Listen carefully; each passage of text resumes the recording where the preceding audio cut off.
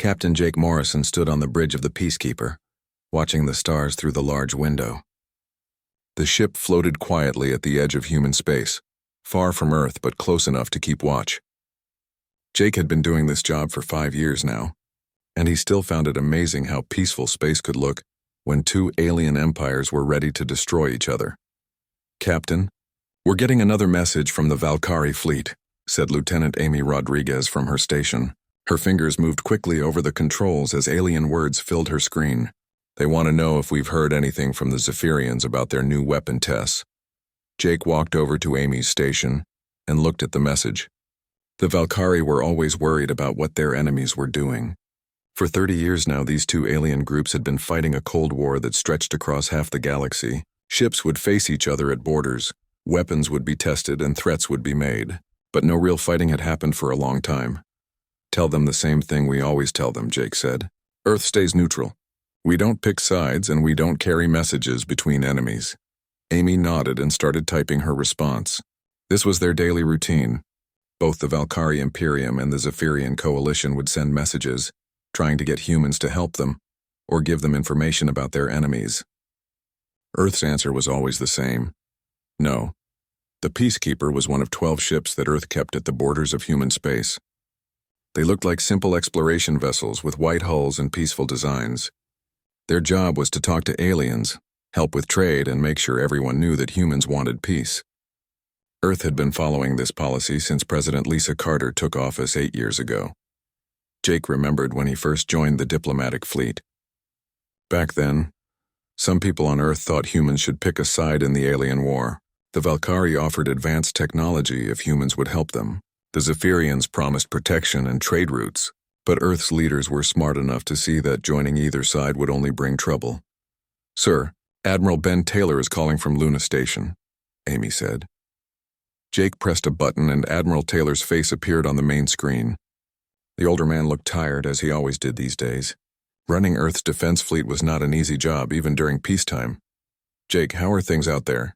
Admiral Taylor asked. "Quiet as always, Admiral. The usual messages and threats, but nothing serious. The Valkyrie are still building ships near the Centauri border, and the Zephyrians are testing new shields in the Omega sector." Admiral Taylor nodded. "Good, keep watching them. Both sides are getting more nervous lately. Our intelligence people think something big might happen soon." This worried Jake. For 30 years, the Cold War had stayed cold because both sides were equally strong. If one side got a big advantage, the peace might end. And if a real war started, it would be the biggest conflict the galaxy had ever seen. "What about the colonies?" Jake asked. "Are they still happy with our neutral policy?" "Very happy," Admiral Taylor said with a smile. "Trade is good. No one is shooting at us, and our people can travel freely through most of the galaxy. New Denver just signed a mining contract with a Valkyrie company, and the Zephyrians are buying food from our farms near Alpha Centauri." This was the best part of Earth's neutral position. Human colonies were growing and becoming rich because they could trade with everyone. Human ships could travel through both Valkyrie and Zephyrian space without being attacked. Human diplomats were trusted by both sides to help solve small problems. After Admiral Taylor ended the call, Jake walked around the bridge. His crew was small but good at their jobs. Amy handled all communications with aliens and could speak 7 different alien languages. Lieutenant Sam Miller took care of the ship systems and was one of the best engineers in the fleet. Dr. Alex Parker studied alien cultures and helped Jake understand how different species thought. "Captain," Dr. Parker called from his station, "I'm seeing some strange reports from the outer colonies. Ships that no one recognizes have been spotted near our borders." Jake frowned. "Valkyrie or Zephyrian?" "Neither. The ships don't match any known designs. They're big, dark-colored, and they don't respond to communications." This was new. For 30 years, the galaxy had been controlled by the Valkyrie and Zephyrians. Sometimes small alien groups would try to cause trouble, but they were usually stopped quickly by one of the big empires. "How many ships?" Jake asked. "Reports are unclear. Maybe a dozen, maybe more. They appear for a few hours, scan our colonies from a distance, then disappear." Jake thought about this. Unknown aliens watching human colonies was not good news. Earth's neutral policy worked because everyone knew the rules. If new players were entering the game, everything could change. "Amy, send a message to all our diplomatic ships. Tell them to watch for unknown vessels and report anything unusual immediately." "Yes, sir." Jake looked out at the stars again. Somewhere out there, the Valkyrie and Zephyrians were building weapons and planning for war. Human colonies were growing and prospering under Earth's protection. And now, unknown aliens were watching them all. President Carter had built Earth's policy on a simple idea. Humans were too small to fight the big alien empires, but they were smart enough to stay out of their wars. This had worked perfectly for 30 years. Earth had become rich and respected while other species fought and died. But Jake had a bad feeling that their peaceful time was about to end. The galaxy was changing, and change usually meant trouble. He just hoped that when the trouble came, Earth would be ready for it. Amy set course for the nearest colony. "I want to see these mystery ships for myself." "Yes, Captain." As the peacekeeper turned toward the colony worlds, Jake wondered if Earth's long peace was about to be tested. For 30 years, humans had stayed out of the war. But wars have a way of finding everyone, no matter how hard they try to stay neutral. Commander Katie Walsh stood in the command center of New Denver Colony, staring at the security screens that showed empty space around their world. But the emptiness was wrong. Her sensors had detected something out there 3 times in the past week, and each time the contacts vanished before she could get a clear reading. "Ma'am." "There it is again," said Sergeant Mike Chen, pointing at a blip on the scanner. "Same location as yesterday, about 2 million kilometers out." Katie grabbed her binoculars and looked through the observation window, but space looked normal. The problem was that normal didn't feel safe anymore. New Denver was one of Earth's frontier colonies, built on a planet rich in rare metals that both the Valkyrie and Zephyrians wanted to buy. Until recently, Katie's biggest worry had been making sure mining equipment worked properly. "Launch a patrol shuttle," Katie ordered. "I want to know what's out there." While the shuttle prepared for launch, Katie called Dr. Alex Parker on Earth. The xenobiologist had been studying alien cultures for years and might know something about these mystery ships. "Dr. Parker, we're seeing unknown vessels near our colony again. They're not like anything in our databases." Dr. Parker's face appeared on her screen and he looked worried. "Katie, I've been analyzing reports from all the frontier colonies. These ships belong to something calling itself the Krillian Hegemony. They appeared from the galactic rim about 6 months ago." Krillian Hegemony. Never heard of them. Neither had anyone else until recently. "I've managed to intercept some of their communications. They're different from the Valkyrie and Zephyrians, Katie. Much more aggressive. Their culture seems to value only strength and conquest." Katie felt a chill run down her spine. Earth's neutral policy worked because the Valkyrie and Zephyrians respected strength, but also understood the value of diplomacy. If these new aliens only cared about conquest, Earth might be in serious trouble. What do they want with our colonies? I'm not sure yet. But their communications suggest they view our peaceful stance as weakness. They can't understand why we don't join the galactic war. The patrol shuttle reached the area where the unknown ship had been detected, but found nothing. Katie wasn't surprised.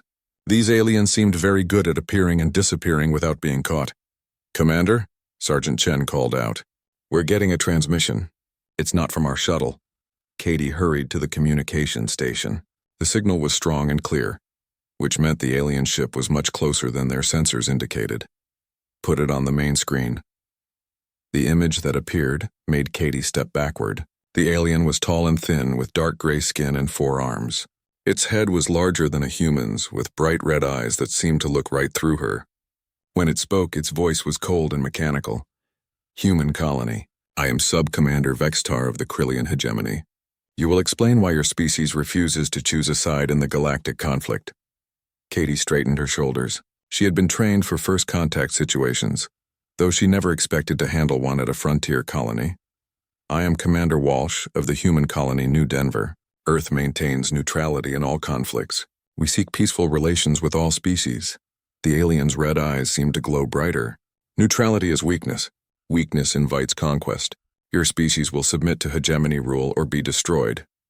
"Earth does not submit to anyone," Katie said firmly. "We offer friendship and trade to all peaceful species." "Peaceful," the alien repeated, and Katie could hear mockery in its voice. "Your military vessels disguise themselves as exploration ships. Your colonies spread across space like a plague. You call this peace?" Katie was confused by the alien's words. Earth's ships were exploration vessels, and human colonies followed all interstellar laws about expansion and settlement. We follow all galactic treaties and agreements. Our colonies are legally established and pose no threat to anyone.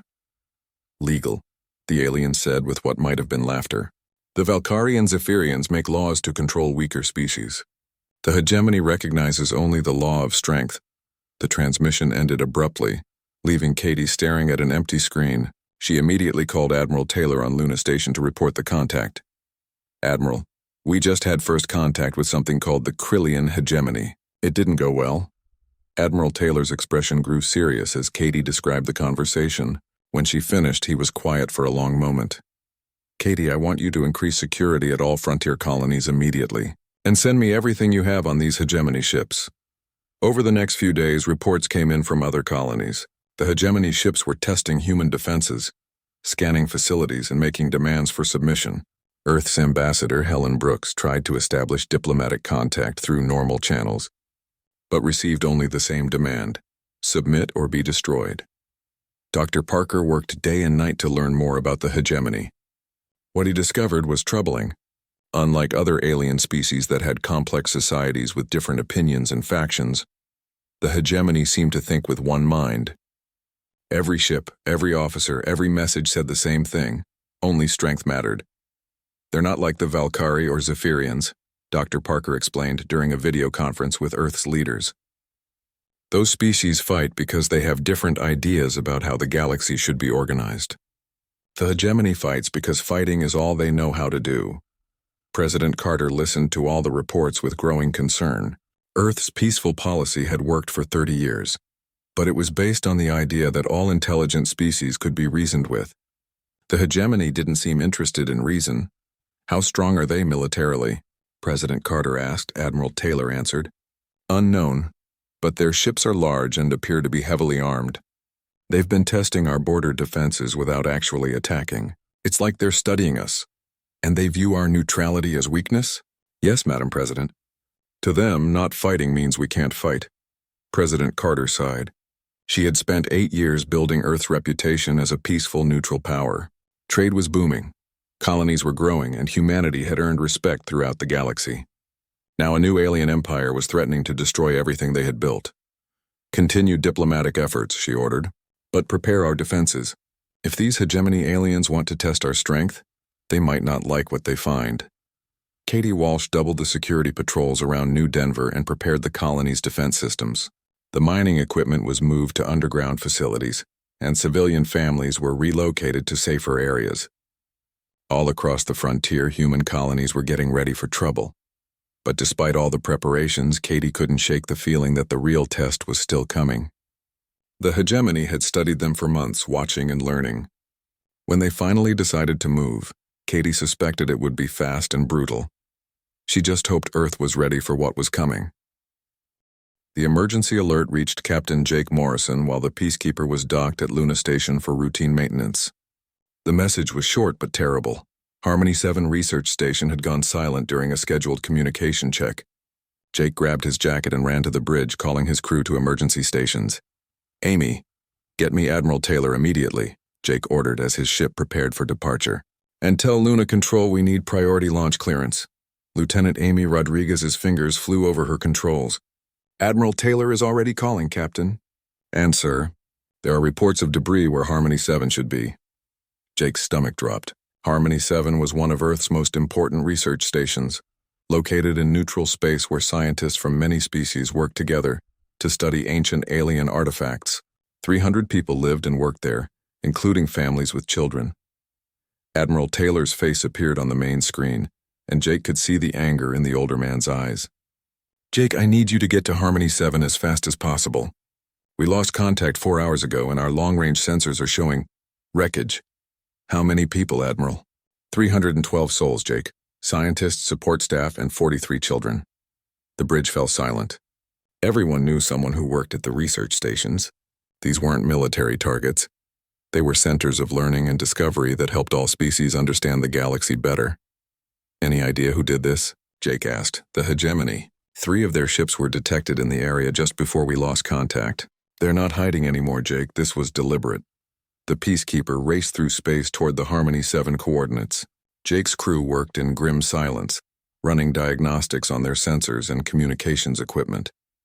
Dr. Alex Parker sat at his station, monitoring alien communication channels for any messages about the attack.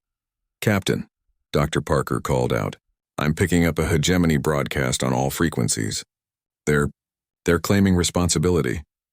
"Put it on the main screen."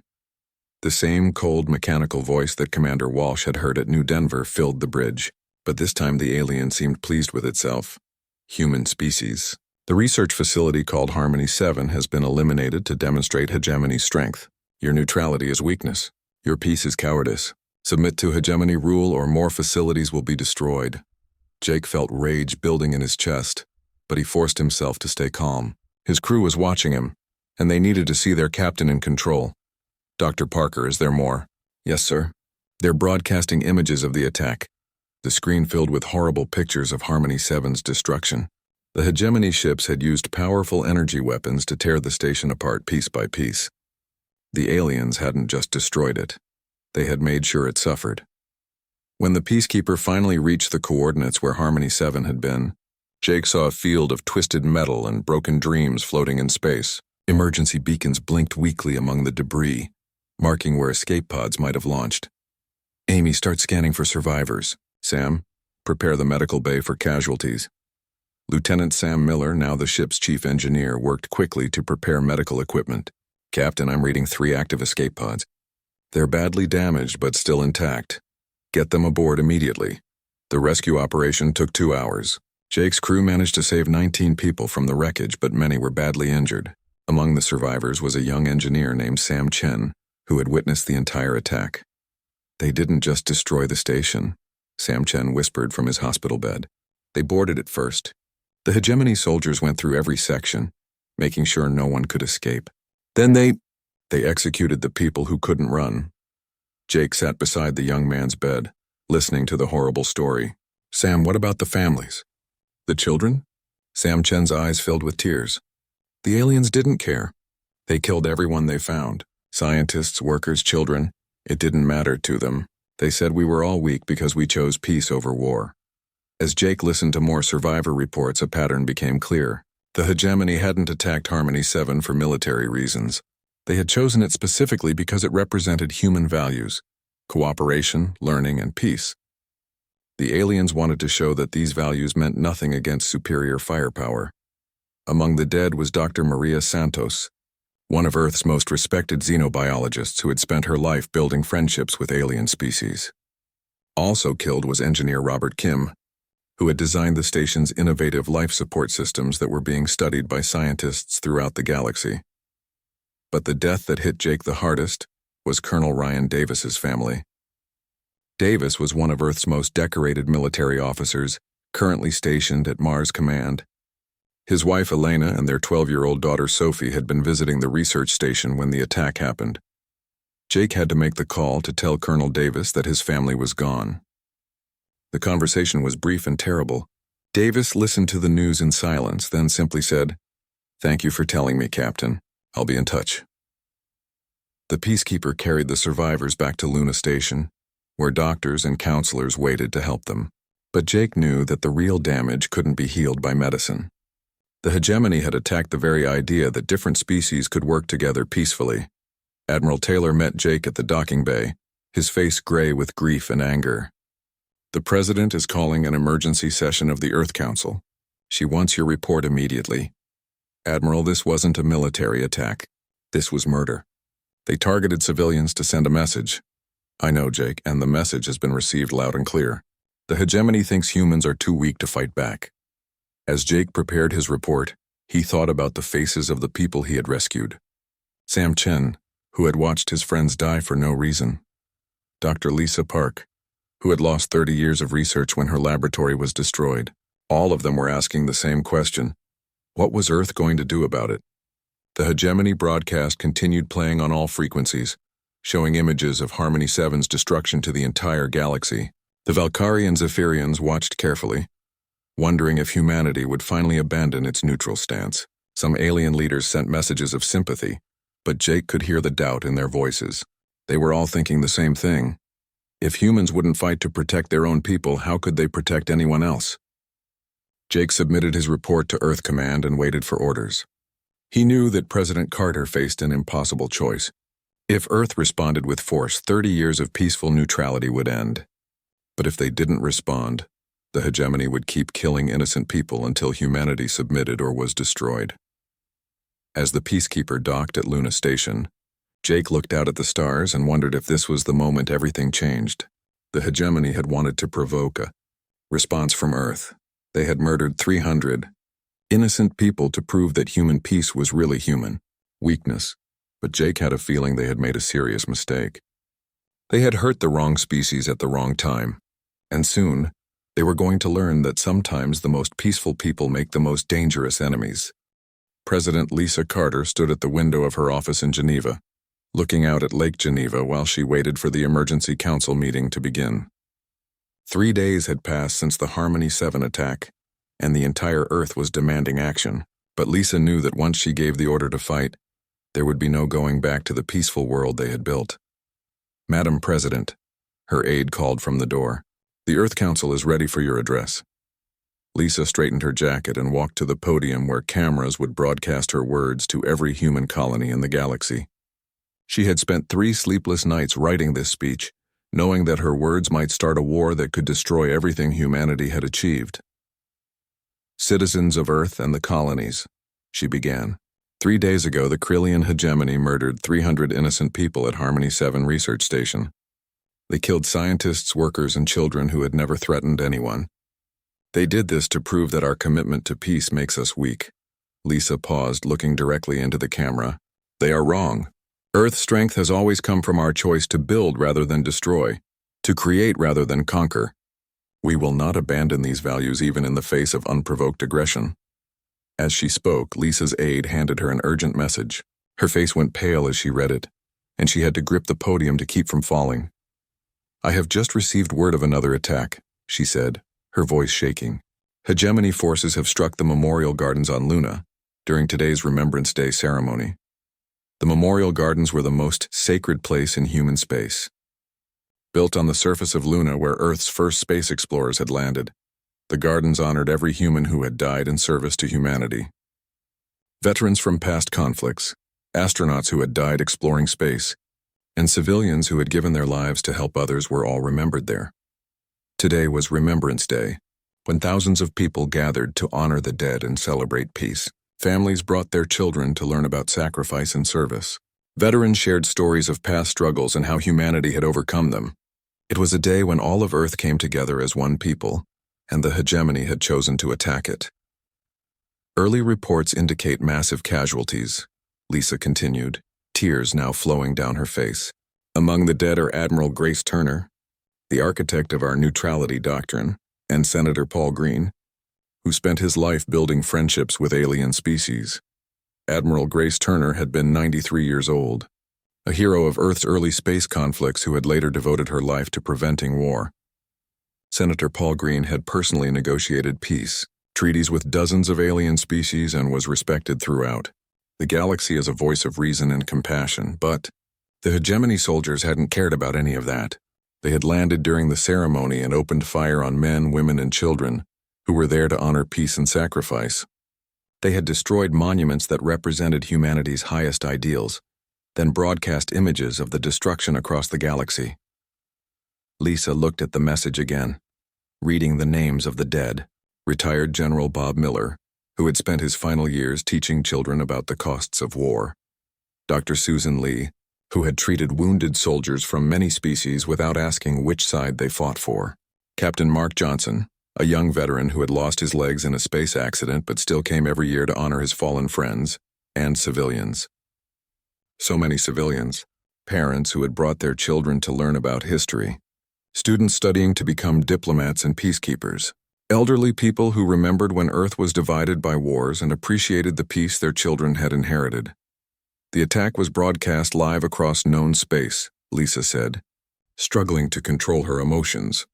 The hegemony wanted every species in the galaxy to see them destroy our most sacred site. They wanted to prove that nothing humans value is safe from their aggression. In the council chamber, Earth's leaders sat in stunned silence.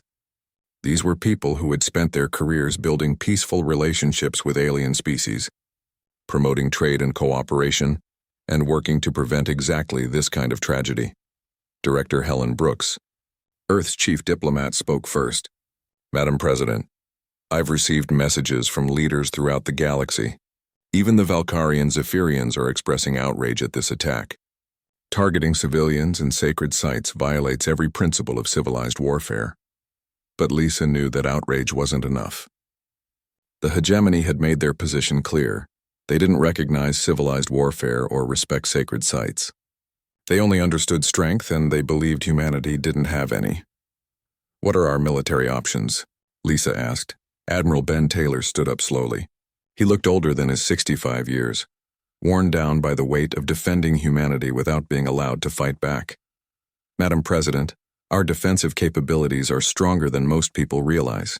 For 30 years we've been preparing for the possibility that our neutrality might not be respected. Our ships may look like exploration vessels, but they carry weapon systems that would surprise anyone who tried to attack them. And our offensive capabilities?" Admiral Taylor hesitated. "That depends on how far you're willing to go, Madam President. Earth has always been prepared to defend itself. The question is whether we're prepared to go on the attack." Lisa understood what he was saying. Earth's military had spent 30 years studying every conflict in galactic history, learning from the mistakes and successes of every species that had ever fought a war. They had built weapons in secret, trained soldiers in remote locations, and prepared for a conflict they hoped would never come. "Colonel Davis is requesting permission to return to Earth," Admiral Taylor continued. "He wants to be part of any military response." Lisa nodded. Ryan Davis had lost his wife and daughter at Harmony 7, but she knew his request wasn't just about revenge. Davis was one of Earth's best military strategists, and they would need his skills if they were going to fight the hegemony. As the council meeting continued, more reports came in from Luna. The hegemony soldiers had spent 3 hours at the Memorial Gardens, systematically destroying every monument and memorial. They had torn down statues of peace activists, burned gardens planted in memory of dead heroes, and desecrated graves that held the ashes of Earth's greatest leaders. But they had made one crucial mistake. By attacking the Memorial Gardens, they had attacked every human who had ever served, sacrificed, or died for humanity's future. They had declared war not just on Earth's government, but on every person who believed in the values those monuments represented. Lisa returned to the podium to address the world again. This time her tears had stopped and her voice was steady. "The hegemony believes that our commitment to peace makes us weak. They think that because we choose not to fight, we cannot fight. They have destroyed our sacred places and murdered our innocents to prove this point." She paused, looking directly into the camera again. "They are about to learn how wrong they are. Earth has always preferred peace to war, cooperation to conquest, and building to destroying. But we have never forgotten how to defend ourselves and those who cannot defend themselves." Lisa took a deep breath before speaking the words that would change everything. "As of this moment, Earth's neutrality in galactic affairs is ended. We will not seek conquest or domination, but we will no longer allow innocent people to die while we stand aside. The Krillian hegemony has declared war on human values, human lives, and human dignity." She straightened her shoulders and spoke with the full authority of her office. "Therefore, I am authorizing Admiral Taylor to take whatever action is necessary to protect human lives and interests. The hegemony wanted to see Earth's strength. They are about to get their wish." As Lisa left the podium, she knew that humanity's age of peaceful neutrality was over. The hegemony had pushed too far, attacked too much, and hurt too many innocent people. Now they were going to face the consequences of waking a sleeping giant that had spent 30 years preparing for this moment. Admiral Ben Taylor stood in the main command center of Luna Station, watching as Earth's hidden military awakened for the first time in 30 years. All around him, officers who had spent decades pretending to be simple explorers and traders were revealing their true nature as some of the most advanced military minds in the galaxy. "Admiral, the 7th Fleet is reporting ready for deployment," called Commander Katie Walsh, who had been promoted from her frontier colony position to lead Earth's rapid response forces. "All ships have completed their military configuration changes." Ben nodded, still amazed at how quickly Earth's peaceful fleet had transformed. For 30 years, human ships had traveled the galaxy disguised as exploration vessels, research platforms, and cargo haulers, but each one carried hidden weapons, advanced sensors, and military-grade shields that could be activated within hours. "What's our total force strength?" Ben asked. 247 ships ready for immediate deployment, Katie replied.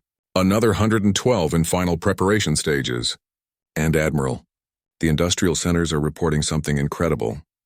Ben turned to look at her. What kind of incredible? Our manufacturing capacity was built for peaceful expansion, but it's converting to military production faster than anyone predicted. The Martian shipyards alone are producing 3 new vessels per day. This was the secret that Earth had kept for 3 decades. While other species built their economies around either war or peace, humans had built theirs around adaptability. Every factory that made exploration equipment could quickly switch to producing weapons. Every shipyard that built cargo vessels could start building warships. Every research facility that studied alien cultures could immediately begin developing military countermeasures. Admiral Taylor, Dr. Alex Parker, called from his station. "I've completed the tactical analysis of hegemony forces. You're going to want to see this." Ben walked over to the xenobiologist's workstation, where Alex had been studying 30 years of observations about alien military capabilities. Earth's Neutral Diplomatic Corps had actually been conducting the most comprehensive intelligence operation in galactic history. "What did you find, Alex?" "The hegemony's military doctrine is based on overwhelming force against inferior opponents. They've never faced an enemy with comparable technology because they usually attack primitive species or those weakened by other conflicts." Alex brought up tactical displays, showing hegemony ship designs and battle formations. Their ships are heavily armed but poorly shielded. Their tactics rely on intimidation and brute force rather than strategy or adaptation. And what does that mean for us? It means they've been fighting children, Admiral. They've never faced a species that studied their every move for 30 years while secretly developing countermeasures. Ben felt a grim smile cross his face. The hegemony thought humanity was weak because humans chose peace. They had no idea that Earth scientists had been analyzing every alien weapon, studying every military tactic, and developing responses to every possible threat since first contact. "Admiral," Captain Jake Morrison's voice came through the communication system. "The Peacekeeper is ready for deployment. My crew has completed combat configuration and our new weapon systems are online." Ben looked at the main display where Jake's ship was docked. The Peacekeeper looked almost the same as it had yesterday, but Ben knew that appearance was deceiving. Hidden weapons ports had opened along its hull, additional armor plating had deployed, and advanced targeting systems were now active. "Jake, your ship was the first to make contact with the hegemony. Do you want to be the first to show them what humans can really do?" "Yes, sir. My crew has been waiting for this moment." Ben turned to address the entire command center. "All stations prepare for Operation Sleeping Giant. Today, the galaxy learns that Earth's greatest strength was never our peaceful nature. It was our ability to choose when to be peaceful and when to be something else entirely." Colonel Ryan Davis entered the command center, wearing a uniform that Ben hadn't seen in years. Davis had been promoted to general and given command of Earth's ground forces, but Ben knew the man was driven by more than military duty. The hegemony had killed his family, and Davis wanted revenge. "General Davis, what's the status of our special forces?" "Ready for deployment, Admiral.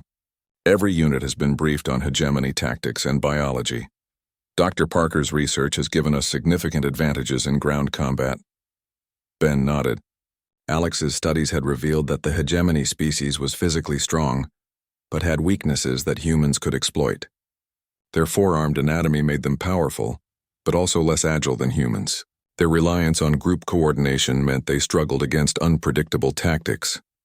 "Admiral," Lieutenant Amy Rodriguez called out, "we're receiving communications from both the Valkyrie Imperium and the Zephyrian Coalition. They're requesting information about our military capabilities." This was expected. For 30 years, Earth's alien allies had wondered about human military strength. They had seen human ships carrying sophisticated sensors and advanced technology. But Earth had always claimed these were for peaceful purposes. Tell them the truth. The Earth maintained neutrality not because we were weak, but because we were strong enough to choose peace. Now that choice has been taken from us. Ben walked to the main communication console and opened a channel to all human ships and colonies throughout the galaxy. "This is Admiral Taylor speaking to all Earth forces. For 30 years, we have maintained peace through strength and diplomacy, through preparation. We chose neutrality not from weakness, but from the knowledge that war should always be a last resort. He paused, thinking about the innocent people who had died at Harmony 7 and Luna. The Krillian hegemony has forced that last resort upon us. They have murdered our civilians, destroyed our sacred places, and declared war on our values. They believe that our commitment to peace makes us easy targets. Ben's voice grew harder. They are about to learn the difference between choosing not to fight and being unable to fight. Earth's neutrality is ended. Our secret is revealed, and our enemies will discover that the most dangerous opponent is not the one who loves war, but the one who understands its true cost. Throughout human space, ship captains received orders they had trained for but hoped never to execute. Hidden weapons came online, military protocols replaced diplomatic procedures, and Earth's true fleet emerged from 30 years of disguise. Commander Walsh led the first battle group toward the edge of human space, where hegemony scouts were still testing Earth's defenses. Her ships moved with precision that surprised alien observers who had thought humans were inexperienced in military operations. "Admiral," Dr. Parker called out, "I'm monitoring hegemony communications. They're confused by our military transformation. Their intelligence indicated that Earth had minimal defensive capabilities." "What are they saying now?" "They're requesting additional forces from their home fleet. The local commander is reporting that human military strength was significantly underestimated." Ben allowed himself a moment of satisfaction. The hegemony had spent months studying human colonies and defenses, but they had only seen what Earth wanted them to see. Hidden weapons, secret training, and advanced technology had all been kept carefully concealed until this moment. Captain Morrison's voice came through the communication system again. "Admiral, we've reached the coordinates where Harmony 7 was destroyed. There's a hegemony patrol here, 3 ships investigating the wreckage. Show them what happens to species that attack our civilians." "Captain." "With pleasure, Admiral." Ben watched the tactical display as the Peacekeeper approached the hegemony patrol. The alien ships were larger and appeared more heavily armed, but Ben knew appearances could be deceiving. Earth had spent 30 years learning how to defeat larger, stronger opponents through superior technology and tactics. The first shot fired by a human ship in 30 years lit up the display screen. The Peacekeeper's quantum torpedoes struck the lead hegemony vessel, penetrating its shields and causing massive damage. The alien ship's return fire was absorbed by the human ship's adaptive armor, without causing significant harm. Within 10 minutes, all 3 hegemony ships had been destroyed or disabled. The galaxy's newest military power had announced its presence with overwhelming superiority over supposedly superior opponents. "Admiral," Amy Rodriguez reported with amazement in her voice, "we're receiving messages from across the galaxy. Everyone wants to know where Earth's military came from." Ben smiled grimly. "Tell them the truth, Amy. We've always been here. We were just waiting for someone to give us a reason to stop hiding." The sleeping giant was awake, and the galaxy would never be the same. General Ryan Davis stood before a holographic display showing the entire galactic sector, his experienced eyes studying the positions of hegemony forces throughout known space. For the first time in 30 years, Earth was planning an offensive military campaign, and Davis intended to make it one the galaxy would never forget. "The hegemony has made a fundamental error in judgment," Davis explained to the assembled fleet commanders gathered at Luna Station. "They believe that because we chose peace, we don't understand war. They're about to learn that the opposite is true." Major Amy Rodriguez, recently promoted from her communications role, watched as Davis highlighted hegemony positions on the tactical display. Her new job was coordinating intelligence between Earth's fleet and ground forces, a position that gave her access to information that amazed her. For 30 years, Davis continued, Earth has been conducting the most comprehensive military intelligence operation in galactic history. Every diplomatic mission, every trade negotiation, every cultural exchange has been gathering data about alien military capabilities. Commander Katie Walsh, now leading Earth's Rapid Response Fleet, raised her hand. "General, exactly how much did we learn?" Davis smiled grimly. "We know the specifications of every hegemony ship class, the training methods of their officers, and the psychology of their species. We know how they communicate, how they make decisions, and most importantly, how they think about warfare." Dr. Alex Parker activated his workstation, displaying 30 years of accumulated intelligence. The hegemony's military doctrine is based on a simple concept: overwhelming force applied against inferior opponents. They've never developed sophisticated tactics because they've never needed them. "What does that mean for our strategy?" asked Captain Jake Morrison, whose victory at Harmony 7 had made him a hero throughout human space. "It means they're used to fighting species that panic when attacked," Davis replied. "They expect their enemies to surrender or flee when faced with superior firepower. They have no experience fighting opponents who adapt and counterattack." Davis brought up recordings of previous hegemony campaigns against other species. The pattern was always the same. Massive ships would arrive at a target world, demonstrate their firepower by destroying a few cities, and demand surrender. Most species submitted rather than face total destruction. "But humans don't think like that," Davis explained. "Our history is full of examples where the smaller, weaker force defeated the larger one through superior tactics, better technology, or simply refusing to give up." Lieutenant Sam Miller, now Chief Engineer of Earth's Advanced Weapons Division, spoke up from his station. "General, our new weapon systems are performing beyond expectations. The quantum torpedoes can penetrate any known shielding, and our adaptive armor adjusts to incoming fire in real time. This was Earth's greatest secret. While other species had spent centuries perfecting single types of weapons or defenses, humans had developed technology that could adapt to any threat. Human ships could reconfigure their weapons, shields, and tactics within minutes to counter whatever opponents threw at them. "Show them the Titan Nebula engagement," Davis ordered. The main display filled with recordings from Captain Morrison's recent battle. The 3 hegemony ships had been larger and more heavily armed than the Peacekeeper, but the human vessel had destroyed them in minutes using weapons and tactics the aliens had never seen before. "Notice how the hegemony ships fired in predictable patterns," Davis pointed out. "Their weapons are powerful but inflexible. Our adaptive systems analyzed their firing sequences and adjusted our shields accordingly." Major Rodriguez added her observations. "The hegemony commanders also showed no creativity in their tactics. They relied on standard formations and attack patterns that our computers had already analyzed and developed counters for." Captain Morrison nodded. "It was like fighting an enemy who telegraphed every move. Their ships are impressive, but their tactics haven't evolved in centuries." Davis smiled with the satisfaction of a teacher whose students were learning quickly. "This is why Earth's military doctrine is based on adaptability rather than raw power. We assume that any enemy we face will be stronger than us in some way, so we prepare to be smarter, faster, and more flexible." He brought up Earth's military academy training programs, which had been secretly operating for decades. "Every Earth officer studies the military history of dozens of species. We learn from their victories and their defeats. We understand how different aliens think about warfare and how to exploit their assumptions." "What about ground combat?" asked Major Tony Clark, who commanded Earth's Special Forces. The hegemony soldiers at Luna seemed very confident in their physical superiority. Dr. Parker answered this question. "Hegemony anatomy gives them advantages in strength and reach, but also creates weaknesses. Their forearmed coordination requires specific neural patterns that can be disrupted. Their group mind mentality makes them vulnerable to tactics that separate and confuse individual units." Davis nodded approvingly.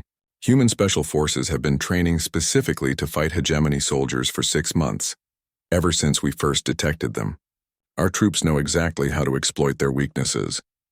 The briefing continued for hours as Earth's military leadership revealed the full extent of their preparations. 30 years of peaceful exploration had been covered for the most sophisticated intelligence and weapons development program in galactic history.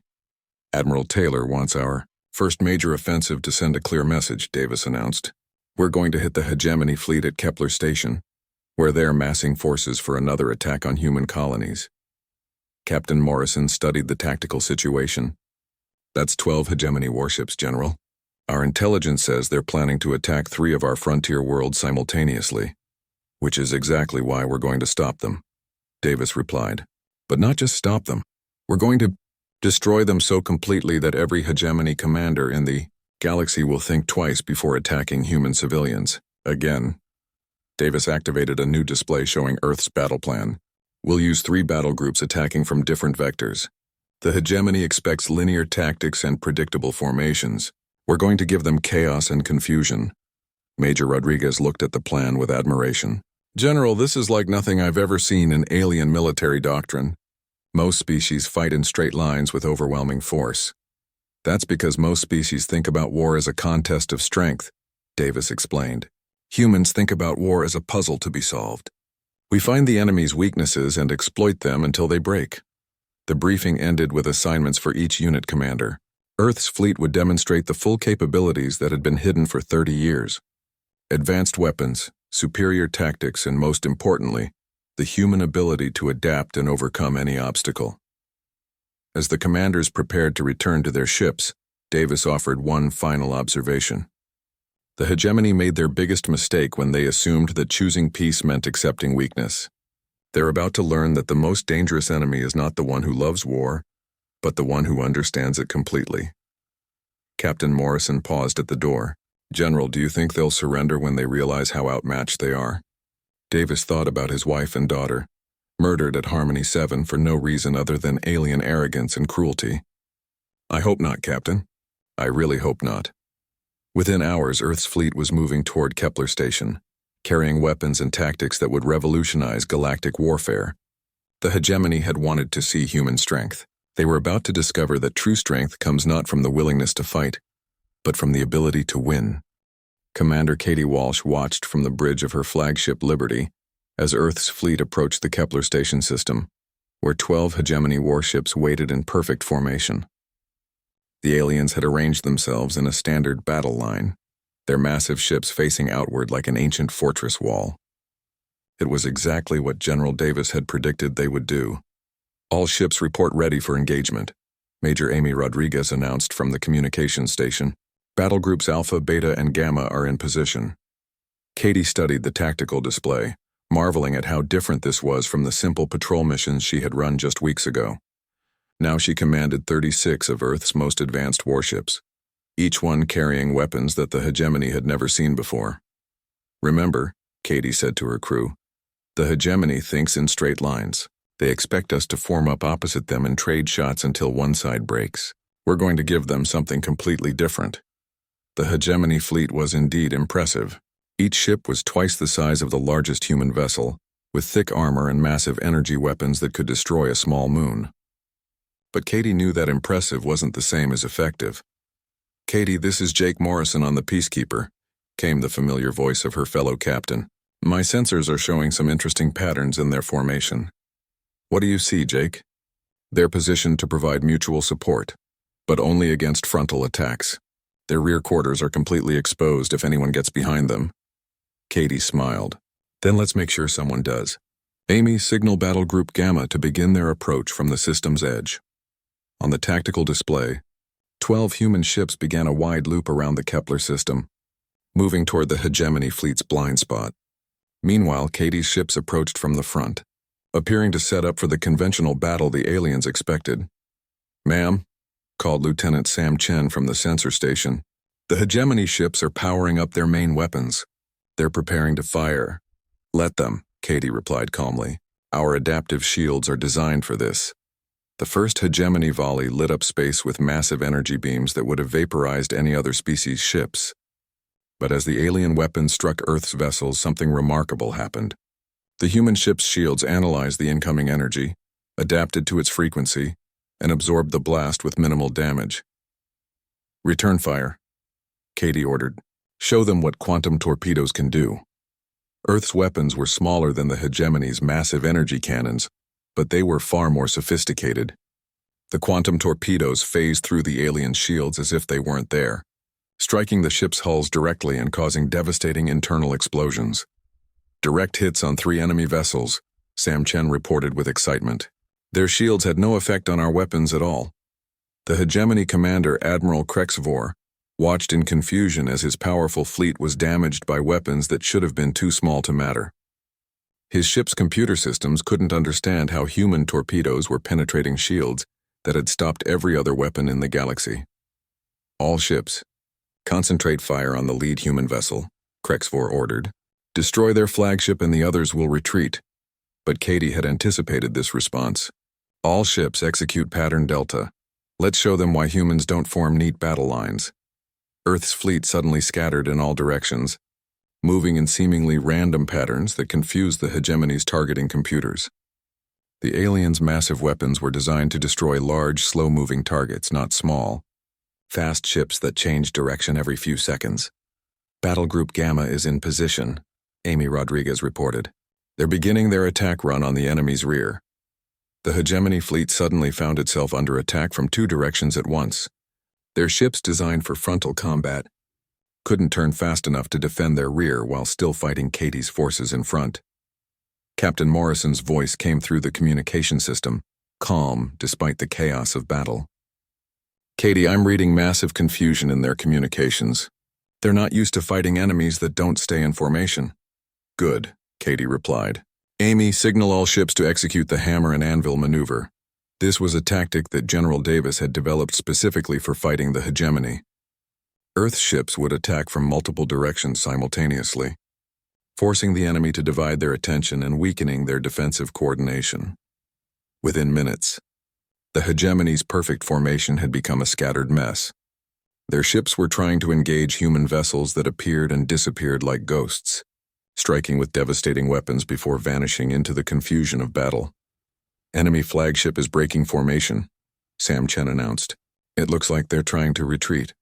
Not today, Katie said grimly. Jake, your ship has the fastest engines. Make sure Admiral Crexford doesn't escape to tell his friends about our tactics. The Peacekeeper accelerated toward the fleeing hegemony flagship, its advanced engines easily outpacing the larger alien vessel. Captain Morrison's crew had spent weeks preparing for this moment, and they executed their attack with perfect precision. Katie, this is Dr. Parker on the research vessel Discovery, came an unexpected voice. I'm monitoring hegemony communications from the battle. You need to hear this. Dr. Alex Parker had been following the fleet in a specially equipped ship, studying how the hegemony responded to human tactics. What he had discovered was even better than they had hoped. The hegemony commander is reporting to his superiors that human military capabilities were completely unknown, Dr. Parker explained. He's describing our weapons as impossible and our tactics as incomprehensible. Katie felt a surge of satisfaction. For 30 years, Earth had been underestimated by every species in the galaxy. Now the truth was finally coming out. Ma'am, Sam Chen called out urgently. The remaining hegemony ships are attempting to surrender. Katie looked at the tactical display. Of the 12 ships that had started the battle, only 4 were still combat capable. The others had been destroyed or disabled by weapons they couldn't defend against and tactics they couldn't understand. Accept their surrender, Katie ordered. But maintain full alert. General Davis wants prisoners for interrogation. As Earth's forces secured the surrendering hegemony ships, messages began arriving from across the galaxy. The Valkyrie Imperium and Zephyrian Coalition were both requesting immediate meetings with Earth's military leadership. Other alien species that had been conquered by the hegemony were asking for human assistance in liberating their worlds. Katie, Admiral Taylor's voice came through from Luna Station. Congratulations on a perfect victory. But this is just the beginning. Intelligence reports indicate that the hegemony has over 200 ships massed near their home system. Understood, Admiral. What are our orders? Prepare for a campaign that will liberate every world the hegemony has conquered. It's time to show the galaxy what humans can do when we're properly motivated. As Katie's fleet prepared to move deeper into hegemony space, she thought about how much had changed in just a few weeks. Earth had gone from peaceful neutrality to galactic military power in the time it takes most species to plan a single battle. But the most important change was in how other species viewed humanity. No longer were humans seen as naive peacekeepers who avoided conflict. Now they were recognized as the most dangerous military force in the galaxy. Dangerous not because they loved war, but because they understood it better than anyone else, Amy. Signal all ships to prepare for Phase 2 of the campaign, Katie ordered. We're going to liberate every world the hegemony has conquered. And we're going to do it so efficiently that they'll never threaten peaceful species again. The tide had turned, and Earth's fleet was just getting started. The hegemony had wanted to see human strength. Now they were going to experience it firsthand as their empire crumbled under the assault of the galaxy's newest military power. Admiral Ben Taylor stood on the bridge of the massive battleship Defender, leading the largest fleet Earth had ever assembled toward the hegemony home system of Krilios Prime. Around him, Over 100 human warships moved in perfect formation, their weapons charged and ready for the final battle of humanity's first galactic war. Admiral, Major Amy Rodriguez reported from her station, "We're receiving surrender offers from 17 hegemony worlds. They're requesting human protection from their own government." Ben nodded grimly. Earth's month-long campaign through hegemony space had been devastatingly effective. World after world had been liberated by human forces that appeared without warning, destroyed all military resistance, and then moved on before the enemy could respond. The hegemony's empire was collapsing faster than anyone had thought possible. "What's the status of General Davis's ground forces?" Ben asked. "All objectives secured, Admiral. The General reports that hegemony ground troops surrender immediately when they see human soldiers. Word has spread about our special forces' capabilities." This was true throughout hegemony space. General Ryan Davis had developed ground combat tactics specifically designed to exploit the aliens' psychological weaknesses. Human soldiers moved in small, flexible units that confused the hegemony's group mind coordination. They used weapons and equipment that the aliens couldn't counter, and they showed a level of tactical creativity that terrified their opponents. Admiral Taylor, Captain Jake Morrison called from the Peacekeeper. "Long-range sensors are detecting the hegemony home fleet. 247 ships in defensive formation around Krilios Prime." Ben studied the tactical display with the calm confidence of a commander who had spent 30 years preparing for this moment. The hegemony had gathered every remaining ship to defend their homeworld, creating the largest alien fleet ever assembled in one location. "That's a lot of ships." "Admiral," Commander Katie Walsh observed from her flagship, "are you sure our forces are sufficient?" "Katie, remember what General Davis taught us," Ben replied. "It's not about having more ships. It's about having better ships, better tactics, and better training. The hegemony still thinks this is a contest of raw strength." Dr. Alex Parker's voice came through from his research vessel. "Admiral, I'm monitoring hegemony communications from their home system. Overlord Zaxthor is ordering all ships to form a defensive wall around the planet. He's telling his commanders that humans can't possibly defeat their entire fleet." Ben smiled coldly. "Dr. Parker, what does your analysis suggest about their defensive formation?" "It's exactly what we expected, Admiral. They're thinking like a fortress under siege rather than a fleet in space combat. Their ships are positioned to provide mutual support, but they can't maneuver effectively in such tight formation." This was the fundamental difference between human and hegemony military thinking. The aliens saw space combat as similar to ground warfare, where position and firepower were most important. Humans understood that space was three-dimensional, with no fixed terrain or defensive positions. "All ships, execute Operation Thunderclap," Ben ordered. Earth's fleet suddenly separated into 12 smaller groups, each one moving toward the hegemony formation from a different angle. The human ships accelerated to maximum speed, using their superior engines to reach attack positions before the aliens could respond. "First wave, engage at will," Ben commanded. The battle for Krilios Prime began with a demonstration of everything Earth had learned about space warfare. Human ships appeared from multiple directions simultaneously, their quantum torpedoes striking targets with pinpoint accuracy, while their adaptive shields absorbed the aliens' return fire. "Admiral," reported Lieutenant Sam Chen, "enemy flagship is attempting to coordinate a counterattack. Overlord Zaxthor is ordering all ships to focus fire on our lead elements." "Let him try," Ben replied. "Katie, begin the spiral maneuver." Earth ships began moving in complex three-dimensional patterns that no alien fleet had ever seen before. They attacked, retreated, regrouped, and attacked again from completely different angles, never staying in one position long enough for the hegemony's massive weapons to target them effectively. Within 2 hours, 50 hegemony ships had been destroyed or disabled, while Earth's fleet had suffered only minor damage. The aliens' superior numbers meant nothing against tactics they couldn't understand and weapons they couldn't defend against. "Admiral," Dr. Parker called urgently, "I'm detecting something unusual from the hegemony flagship. Overlord Zaxthor is activating some kind of planetary destruction device." Ben's blood went cold. Intelligence reports had suggested that the hegemony might have weapons capable of destroying entire planets, but he had hoped they weren't desperate enough to use them. "What's the target, Dr. Parker?" "Krilios Prime itself, Admiral. Rather than surrender, Zaxthor is planning to destroy his own homeworld and take us with it." This was exactly the kind of fanatical behavior that made the hegemony so dangerous. They would rather destroy everything than accept defeat, even if it meant killing billions of their own people. All ships, new priority target, Ben announced. We need to stop that planetary weapon before it charges. But the Hegemony flagship was surrounded by defensive ships and protected by the most powerful shields in their fleet. A conventional attack would take too long, and Ben couldn't risk letting the weapon activate. Admiral, Captain Morrison's voice cut through the tactical chatter, request permission to attempt a boarding action. The Peacekeeper can penetrate their formation and deliver a strike team to the flagship. Ben hesitated. Boarding actions were incredibly dangerous, especially against a ship full of desperate enemies. But if they could capture or kill Overlord Zaxthor, the planetary weapon might be stopped. Permission granted, Jake. General Davis, can you provide Special Forces support? Already on it, Admiral. Major Clark's team is preparing for insertion. They've been training specifically for this scenario.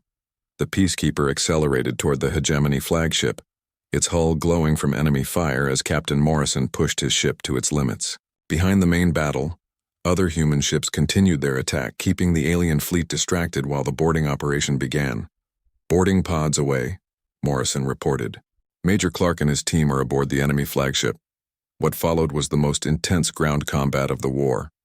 Major Tony Clark led his special forces through the Hegemony ship's corridors, fighting their way toward the command center where Overlord Zaxthor was preparing to destroy his own world. The Hegemony soldiers were physically powerful, but they had never faced opponents like human special forces. Clark's troops used tactics that exploited every weakness Dr. Parker had identified, moving with a speed and creativity that overwhelmed the aliens' group coordination. "This is Clark," came the Major's voice over the communication system. "We've reached the command center. Overlord Zaxthor is here, and he's trying to activate the planetary weapon manually." "Stop him," Ben ordered. "Use whatever force is necessary." The final confrontation lasted only minutes. Zaxthor was a powerful warrior by Hegemony standards, but he was no match for humans who had trained specifically to fight his species. Major Clark's team captured the alien leader alive, preventing him from destroying Krillios Prime and demonstrating human superiority in both space and ground combat. "Admiral," came Clark's triumphant voice, "the Overlord is our prisoner, and the planetary weapon has been deactivated. The Hegemony Command Center is secure. With their leader captured and their flagship under human control, the remaining Hegemony ships surrendered en masse. The war was over, won not through superior numbers or firepower, but through superior tactics, technology, and training. All ships, cease fire," Ben ordered. "Begin rescue operations for enemy survivors." This final order demonstrated the fundamental difference between human and Hegemony values. Even after everything the aliens had done, Earth would not allow unnecessary suffering or death. Over the following weeks, Ben worked with President Carter and the other galactic powers to establish the Galactic Peace Accords. The new treaty system was backed by human military might and respected by all species in known space. "The irony is perfect," Ben observed during the signing ceremony. "Earth chose neutrality to avoid becoming a galactic military power. But when forced to fight, we became the greatest military power the galaxy has ever seen." President Carter nodded. "And now we can use that power to ensure that no species ever again faces the choice between submission and destruction." The ceremony concluded with Carter's words echoing across known space. "Earth chose peace, but we never forgot how to wage war. Now that we have proven our strength, we return to our preference for peace, but a peace protected by the knowledge that those who threaten innocence will face the full power of human determination." The galaxy had learned its lesson. Humanity's greatest advocates for peace were indeed those most capable of war, and under Earth's protection, the galaxy entered an era of unprecedented stability and cooperation, watched over by the species that had turned the art of war into the science of peace.